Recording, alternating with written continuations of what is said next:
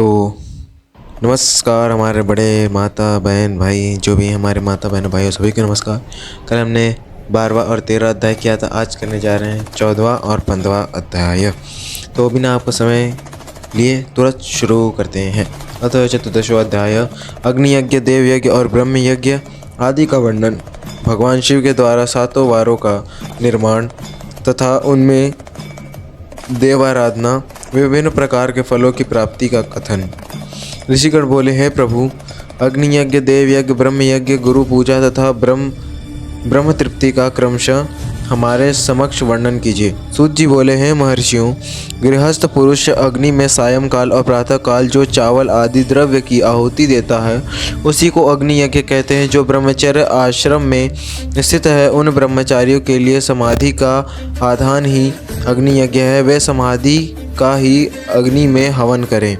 हे ब्राह्मणों, ब्रह्मचर्य आश्रम में निवास करने वाले द्विजों का जब तक विवाह न हो जाए और वे उपासना अग्नि की प्रतिष्ठा न कर लें तब तक उनके लिए अग्नि में समाधि की आहुति क्या आता अधूरा लिखा इसमें, तब तक उनके लिए अग्नि में समाधि की आहुति, व्रत आदि का पालन तथा विशेष यज्ञ आदि ही कर्तव्य है। यही उनके लिए अग्नि यज्ञ है।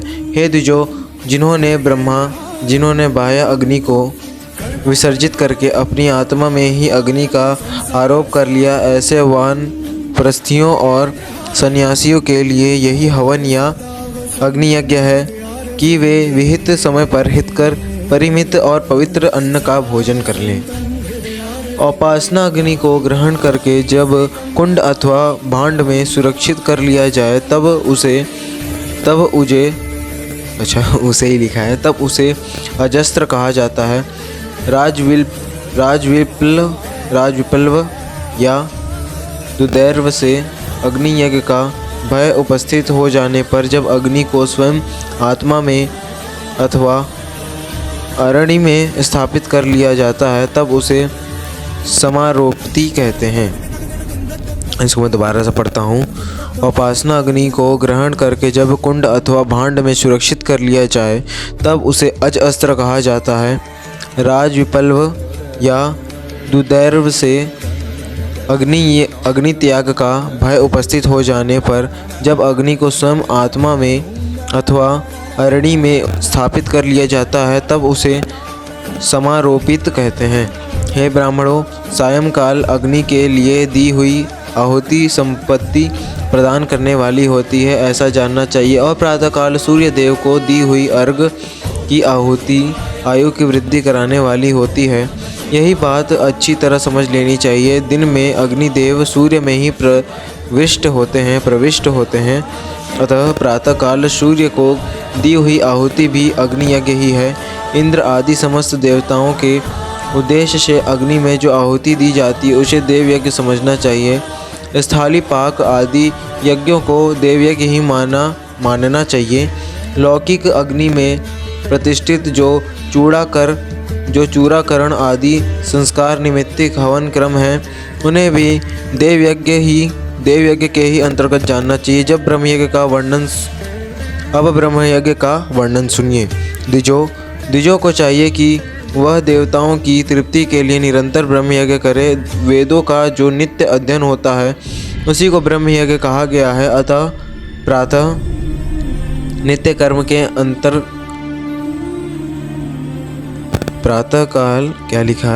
नित्य कर्म के अनंतर सायंकाल तक ब्रह्म यज्ञ किया जा सकता है। उसके बाद रात में इसका विधान नहीं है। अग्नि के बिना देव यज्ञ कैसे संपन्न हो सकता है, उसे आप लोग श्रद्धा और आदर पूर्वक सुनिए। सृष्टि के आरंभ में सर्वज्ञ, दयालु और सर्वसमर्थ महादेव जी ने समस्त लोगों के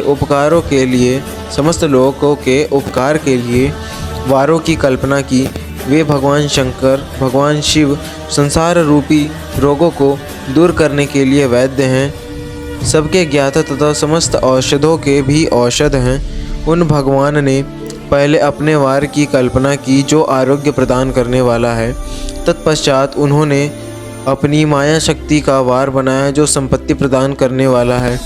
जन्म काल में दुर्गतिग्रस्त बालक की रक्षा के लिए उन्होंने कुमार के वार की कल्पना की। तत्पश्चात सर्वसमर्थ महादेव जी ने आलस्य और पाप की निवृत्ति तथा समस्त लोकों का हित करने की इच्छा से लोक रक्षक भगवान विष्णु का वार बनाया। इसके बाद सबके स्वामी भगवान शिव ने पुष्टि और रक्षा के लिए आयुकर्ता और त्रिलोक सृष्टा परमेष्टि ब्रह्मा का आयुष्कारक वार बनाया, जिससे संपूर्ण जगत के आयुष की सिद्धि हो सके।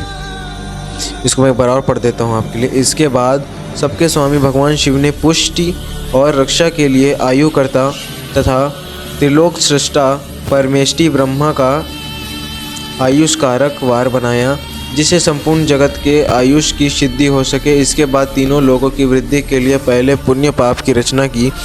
तत्पश्चात उनके करने वाले लोगों को शुभाशुभ फल देने के लिए भगवान शिव ने इंद्र और यम के वारों का निर्माण किया।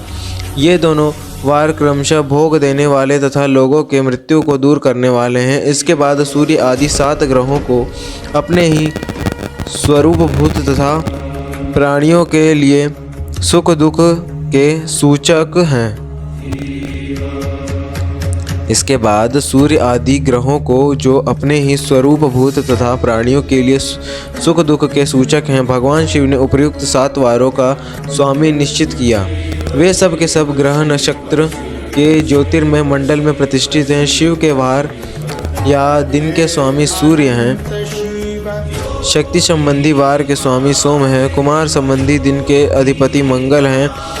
विष्णु वार के स्वामी बुध हैं। ब्रह्मा जी के वार के अधिपति बृहस्पति हैं। इंद्र वार के स्वामी शुक्र और यम वार के स्वामी शनैश्चर हैं। अपने अपने वार में की हुई उन देवताओं की पूजा उनके अपने अपने फलों को देने वाली है। सूर्य आरोग्य के और चंद्रमा संपत्ति के दाता हैं। मंगल व्याधियों का निवारण करते हैं।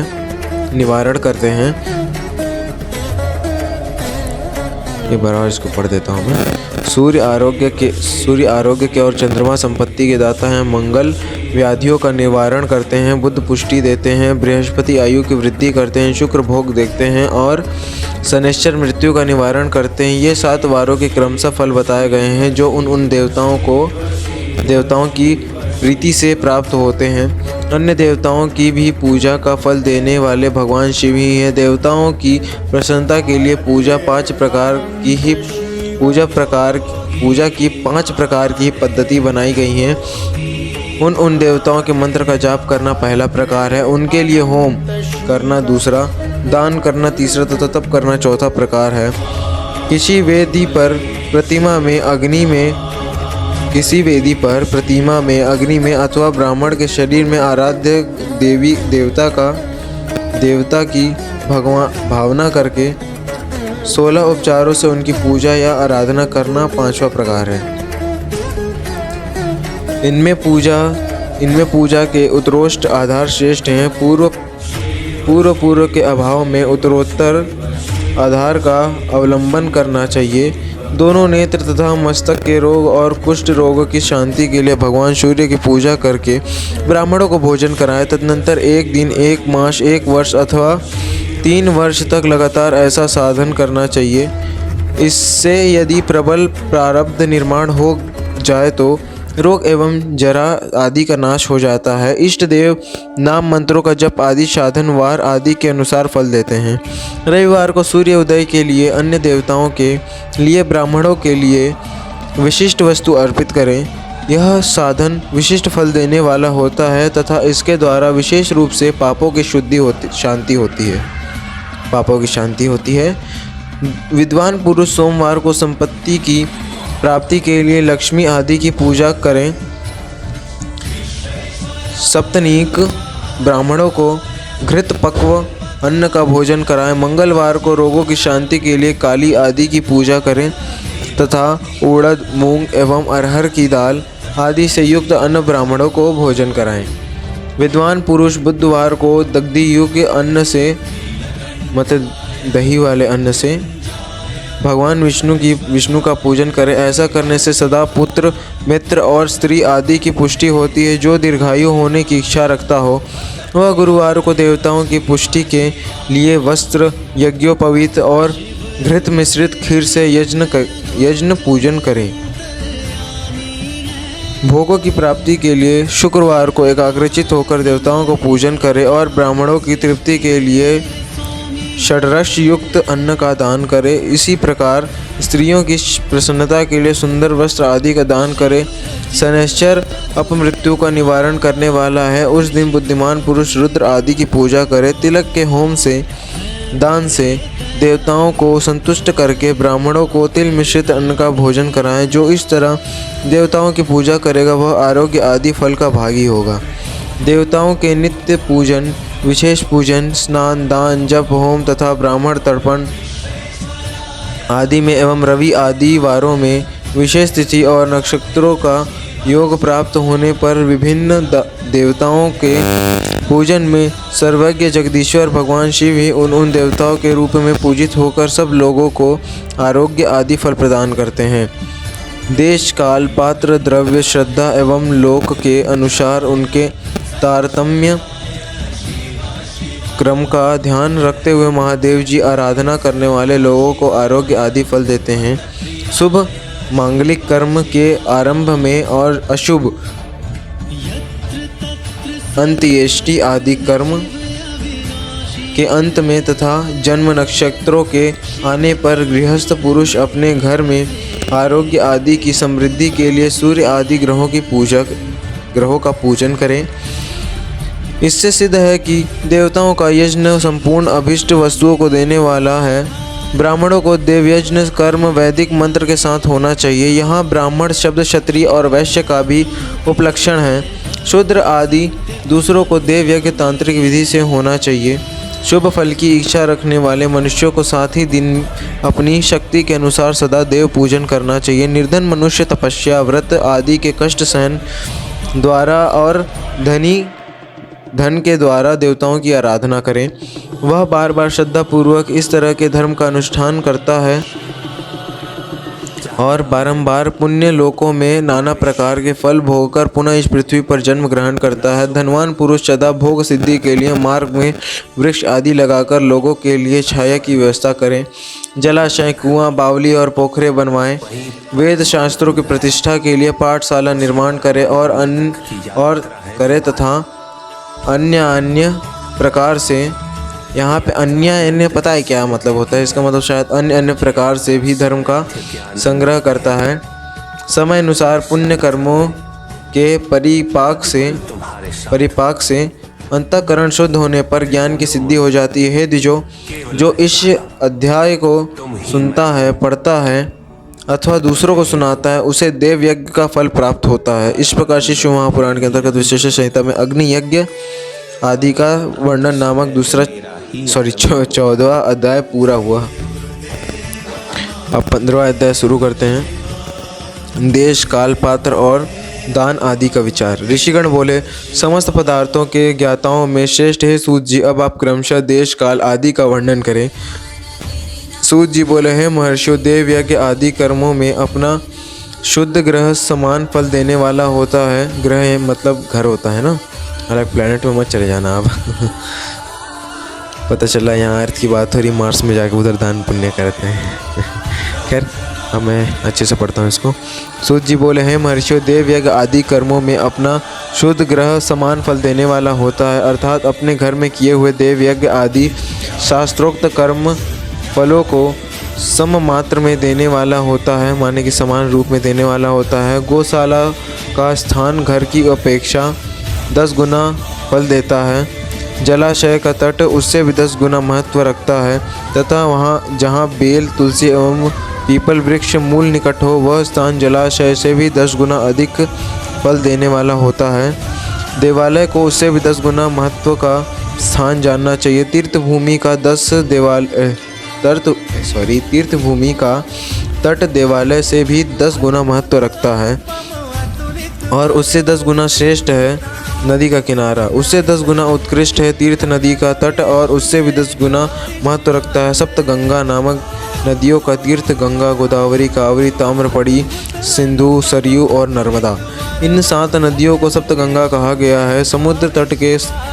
समुद्र के तट का स्थान इनसे भी 10 गुना अधिक पवित्र माना गया है और पर्वत के शिखर का प्रदेश समुद्र तट से भी 10 गुना पावन है। सबसे अधिक महत्व का वह स्थान जानना चाहिए जहाँ मन लग जाए। यहाँ तक देश का वर्णन हुआ। अब काल का तारतम्य बताया जाता है। सतयुग में यज्ञ, दान आदि कर्म पूर्ण फल देने वाले होते हैं, ऐसा जानना चाहिए। त्रेता युग में उसके 3/4 फल मिलता है। द्वापर में सदा आधे ही फल की प्राप्ति कही गई है। कलयुग में 1/4 ही फल की प्राप्ति समझनी चाहिए और आधा कलयुग बीत जाने पर उसमें से भी 1/4 कम हो जाता है। चतुर्थांश में चौथा हिस्सा कम हो जाता है। शुद्ध अंतःकरण वाले पुरुष को शुद्ध एवं पवित्र दिन सम फल देने वाला होता है। हे विद्वान ब्राह्मणों, सूर्य संक्रांति के दिन किया हुआ सत्कर्म पूर्वोक्त शुद्ध दिन की अपेक्षा 10 गुना फल देने वाला होता है, यह जानना चाहिए। उससे भी 10 गुना अधिक महत्व उस कर्म का है जो विषु नामक योग में किया जाता है।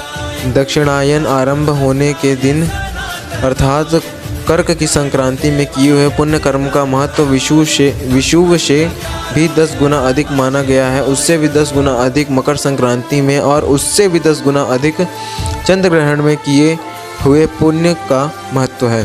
सूर्य ग्रहण का समय सबसे उत्तम है। उसमें किए गए पुण्य कर्म का फल चंद्र ग्रहण से भी अधिक है और पूर्ण मात्रा में होता है। इस बात को विज्ञ पुरुष जानते हैं। जगत रूपी सूर्य का राहु रूपी विष से संयोग होता है, इसलिए सूर्य ग्रहण का समय रोग प्रदान करने वाला है। अतः उस विष की शांति के लिए उस समय स्नान, दान और जप करना चाहिए। वह काल विष की शांति के लिए उपयोगी होने के कारण पुण्यप्रद माना गया है। जन्म नक्षत्र के दिन तथा व्रत की पूर्ति के दिन का समय सूर्य ग्रहण के समान ही समझना चाहिए, परंतु महापुरुषों के संग का काल करोड़ों सूर्य ग्रहण के समान पावन है, ऐसा ज्ञानी पुरुष मानते हैं। तपोनिष्ठा योगी और ज्ञान निष्ठा योगी ये पूजा के पात्र हैं, क्योंकि ये पाप के नाश में कारण होते हैं। जिसने 24 लाख गायत्री का जप कर लिया हो वह ब्राह्मण भी पूजा का पात्र है। उसका पूजन संपूर्ण फलों को और भोगों को देने में समर्थ है। जो पतन से त्राण करता अर्थात नरक में गिरने से बचता है, उसके लिए इसी गुण के कारण शास्त्र में पात्र शब्द का प्रयोग होता है। वह दाता को पाप से त्राण प्रदान करने के कारण पात्र कहलाता है। गायत्री अपना गान करने वाले का अधोगति से त्राण करती है, इसलिए वह गायत्री कहलाती है। जैसे इस लोक में जो धनहीन है वह दूसरे को धन नहीं दे सकता, जो यहाँ धनवान है वही दूसरे को धन दे सकता है, उसी तरह जो स्वयं शुद्ध और पवित्र आत्मा है वही दूसरे मनुष्यों का त्राण या उद्धार कर सकता है। जो गायत्री का जप करके शुद्ध हो गया है वही शुद्ध ब्राह्मण कहा जाता है। इसलिए दान, जप, होम, पूजा इन सभी कर्मों के लिए वही शुद्ध पात्र है। ऐसा ब्राह्मण ही दान लेने तथा रक्षा करने की पात्रता रखता है। स्त्री हो या पुरुष, जो भी भूखा हो वही अन्न दान का पात्र है। श्रेष्ठ ब्राह्मण को समय पर बुलाकर उसे धन अथवा उत्तम वाणी से संतुष्ट करना चाहिए। इससे अभीष्ट फल की प्राप्ति होती है। जिस वस्तु की इच्छा हो उसे वह वस्तु बिना मांगे ही दे दिया जाए तो दाता को उस दान का पूरा फल प्राप्त होता है। ऐसी महर्षियों की मान्यता है। जो याचना करने के बाद दिया गया हो वह दान आधा ही फल देने वाला बताया गया है। अपने सेवक को किया हुआ दान 1/4 फल देने वाला कहा गया है। हे विप्रवरों, जो जाति मात्र से ब्राह्मण है और दीनतापूर्ण वृत्ति से जीवन बिताता है, उसे दिया हुआ धन का दान दाता को इस भूतल पर 10 वर्षों तक भोग प्रदान करने वाला होता है। वही दान यदि वेदवेत्ता ब्राह्मण को दिया जाए तो वह स्वर्ग लोक में देवताओं के 10 वर्षों तक दिव्य भोग देने वाला होता है। गायत्री जाप का ब्राह्मणों को दान देने से सत्यलोक में 10 वर्षों तक पुण्य भोग प्राप्त होता है और विष्णु भक्त ब्राह्मण को दिया हुआ दान वैकुंठ की प्राप्ति कराने वाला जाना जाता है। शिव भक्त विप्र को दिया हुआ दान कैलाश की प्राप्ति कराने वाला कहा गया है। इस प्रकार सबको इन लोकों में भोग प्राप्ति के लिए दान देना चाहिए। रविवार के दिन ब्राह्मणों को दशांग अन्न देने वाला मनुष्य दूसरे जन्म में 10 वर्षों तक निरोगी रहता है। बहुत सम्मान पूर्वक बुलाना, अभ्यंग, चंदन आदि, पाद सेवन, वस्त्र गंध आदि से पूजन, घी के मालपुए आदि सुंदर भोजन, छहो रस व्यंजन, दक्षिणा सहित तांबूल, नमस्कार और जाते समय अनुगमन, ये अन्नदान के 10 अंग कहे गए हैं। 10 ब्राह्मणों को रविवार के दिन दशांग अन्न का दान करने वाले 100 वर्ष तक निरोगी रहता है। सोमवार आदि विभिन्न वारों में अन्नदान का फल उन वारों को ऐसा जानना चाहिए। क्या लिखा है इसको मैं दोबारा से पढ़ता हूँ। 10 ब्राह्मणों को रविवार के दिन दशांग अन्न का दान करने वाले 100 वर्ष तक निरोगी रहता है। सोमवार आदि विभिन्न वारों में अन्नदान का फल उन वारों के अनुसार दूसरे जन्म में इस पृथ्वी में प्राप्त होता है, ऐसा जानना चाहिए। 7 वारों में 10-10 ब्राह्मणों को दशांग अन्नदान करने से 100 वर्ष तक आरोग्य आदि फल प्राप्त होते हैं। इस प्रकार रविवार के दिन ब्राह्मणों को अन्नदान करने वाला मनुष्य 1000 वर्षों तक शिवलोक में आरोग्य लाभ करता है। इसी प्रकार 1000 ब्राह्मणों को अन्नदान करके मनुष्य 10,000 वर्षों तक आरोग्य भोग करता है। विद्वान को सोमवार आदि दिनों के विषय में भी ऐसा ही जानना चाहिए। रविवार को गायत्री जप से पवित्र अंतःकरण वाले 1000 ब्राह्मणों को अन्नदान करके मनुष्य सत्यलोक में आरोग्य आदि भोगों को प्राप्त करता है। इसी प्रकार 10,000 ब्राह्मणों को दान देने से विष्णु लोक में ऐसी प्राप्ति होती है और 1,00,000 ब्राह्मणों को अन्न दान करने से रुद्रलोक में भोग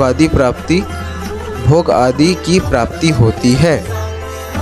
विद्या की कामना वाले मनुष्यों को ब्रह्म बुद्धि से बालकों को दशांग अन्न का दान करना चाहिए। पुत्र की कामना वाले लोगों को विष्णु बुद्धि से युवकों को दान करना चाहिए और ज्ञान प्राप्ति की इच्छा वालों को रुद्र बुद्धि से वृद्ध जनों को दान देना चाहिए। इसी प्रकार बुद्धि की कामना वाले श्रेष्ठ मनुष्यों को सरस्वती बुद्धि से बालिकाओं को दशांग अन्न का दान करना चाहिए। सुख भोग की कामना वाले श्रेष्ठ जनों को लक्ष्मी बुद्धि से युवतियों को दान देना चाहिए। आत्मज्ञान की इच्छा वाले लोगों को पार्वती बुद्धि से वृद्धा स्त्रियों को अन्नदान करना चाहिए। तो देखिए अन्नदान के यहाँ क्या क्या बताए हैं। अन्नदान के 10 भाग बताए गए हैं। क्या? पहले बहुत सम्मान पूर्वक बनाना, अभ्यन मतलब चंदन आगे उनको टीका वगैरह लगाना, पाद सेवन उनके पैर धोना, वस्त्र उनको कपड़े अर्पित करना, गंध आदि से पूजन, धूप बत्ती वगैरह वगैरह होता है। यहाँ पे शायद इत्र वगैरह छिड़ने की बात कही गई हो, छिड़कने की। घी के माल पुए माने कि अच्छा खाना, सुंदर भोजन। छहो रस, ये 6 रस क्या है मुझे नहीं पता तो उसके बारे में नहीं कहूँगा। व्यंजन खाना वगैरह जो स्वादिष्ट भोग होते हैं ना, व्यंजन अच्छे सब्जी वगैरह, पनीर वगैरह, मटर पनीर बिना प्याज लहसुन के। दक्षिणा सहित तांबूल, नमस्कार और जाते समय अनुगमन, ये 10 अन्नदान के प्रकार है ना।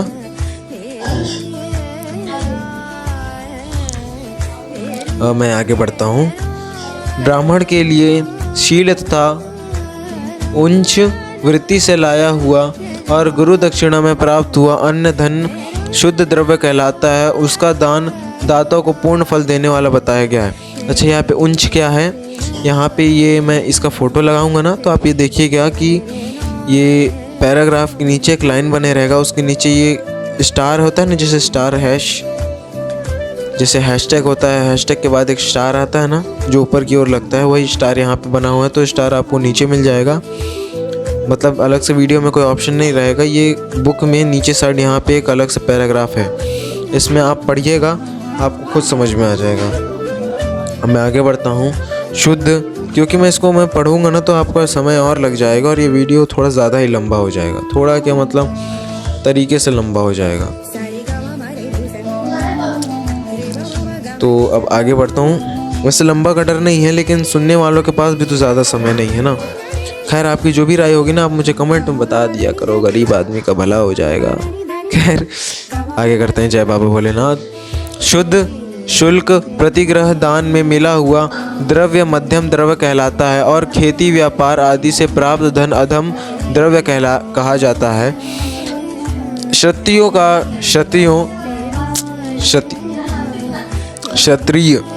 का शौर्य से कमाया हुआ, वैश्यों का व्यापार से कमाया हुआ और शूद्रों का सेवा वृत्ति से प्राप्त किया हुआ धन भी उत्तम द्रव्य कहलाता है। धर्म की इच्छा रखने वाली स्त्रियों को जो धन पिता एवं पति से मिला हुआ हो, उनके लिए वह उत्तम द्रव्य है। गौ आदि 12 वस्तुओं का चैत्र आदि 12 महीनों में क्रमशः दान करना चाहिए अथवा किसी एक पुण्य काल में एकत्रित करके अपने अभीष्ट प्राप्ति के लिए इनका दान करना चाहिए। गौ, भूमि, तिल, सुवर्ण, घी, वस्त्र, धान्य, गुड़, चांदी, नमक, कोहड़ा और कन्या, ये ही वे 12 वस्तुएं हैं। गोदान में दी हुई गाय के उपकारी गोबर से धन धान्य आदि ठोस पदार्थों के आश्रय से टिके पापों का नाश होता है और उसके गोमूत्र से जल, तेल आदि तरल पदार्थों में रहने वाले पापों का नाश होता है। उसके दूध, दही और घी से कायिक, वाचिक और मानसिक तीनों प्रकार के पाप नष्ट हो जाते हैं। उनसे कायिक आदि पुण्य कर्मों की पुष्टि भी होती है।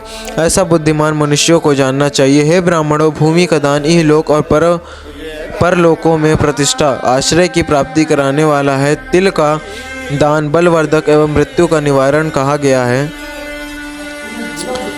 सुवर्ण का दान जठराग्नि को बढ़ाने वाला तथा वीर्यदायक है।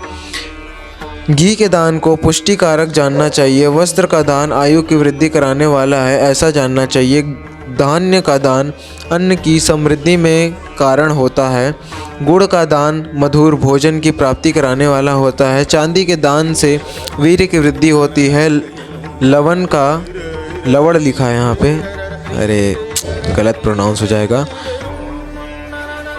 लवण का दान षड्रस भोजन की प्राप्ति कराता है।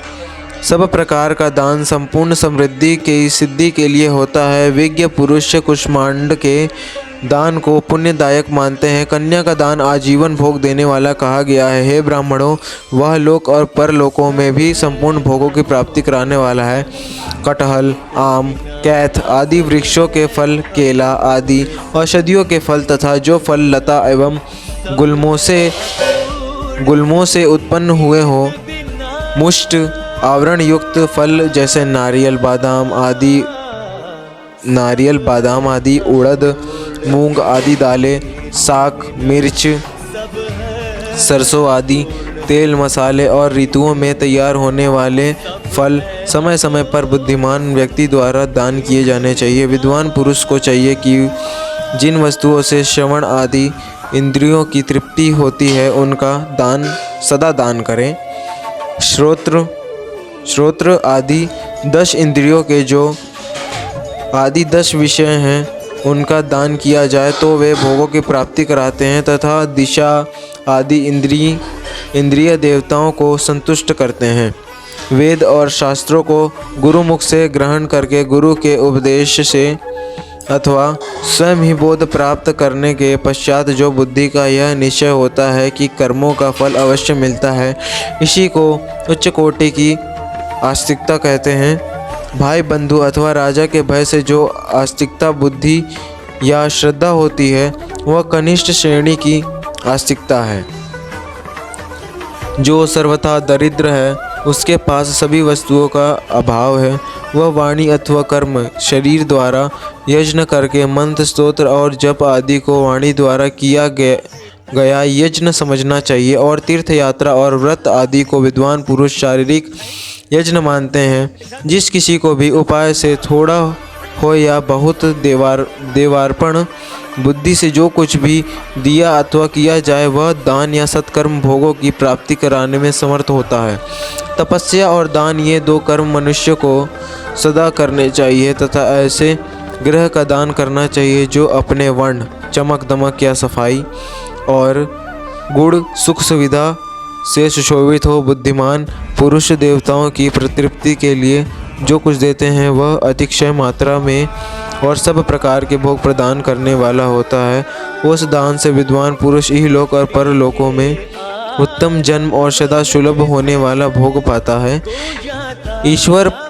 ईश्वरार्पण बुद्धि से यज्ञ दान आदि कर्म करके मनुष्य मोक्ष फल का भागी होता है। जो मनुष्य इस अध्याय का पाठ सदा अथवा श्रवण करता है जो मनुष्य इस अध्याय का सदा पाठ अथवा श्रवण करता है उसे धार्मिक बुद्धि प्राप्त होती है तथा उसमें ज्ञान का उदय होता है। इस प्रकार से शिव महापुराण के अंतर्गत प्रथम विश्वेश्वर संहिता में देश काल पात्र आदि का वर्णन नामक 15वां अध्याय पूर्ण हुआ। जय माता जी की, हर हर महादेव। आज हमने ये 14वां और 15वां अध्याय किया। कल 16 और 17 अध्याय करेंगे। ये थोड़ा कल का वीडियो थोड़ा लंबा हो सकता है, शायद से 40-50 मिनट इस टाइप से हो जाएगा। खैर, आज की वीडियो में कुछ गड़बड़ हो या फिर आपको समझ में नहीं आया हो या फिर कहीं पे बताना हो तो कृपया मुझे बताइएगा। वॉइस मैं एक बार सुन रहा था अपने वीडियो पे, क्योंकि यूट्यूब आपको अलाउ नहीं करता कि आप अपनी वीडियो खुद की सुन सको, तो मुझे तो पता नहीं चलता। अगर आप कृपया कमेंट कर देंगे तो बहुत आभार आपका, ये बेवकूफ़ वीडियो सुधार पाएगा। बाकी बने रहिए हमारे साथ, सुनते रहिए, धर्म को आगे बढ़ाइए। जय माता जी की, हर हर महादेव, शिव शिव शंभो।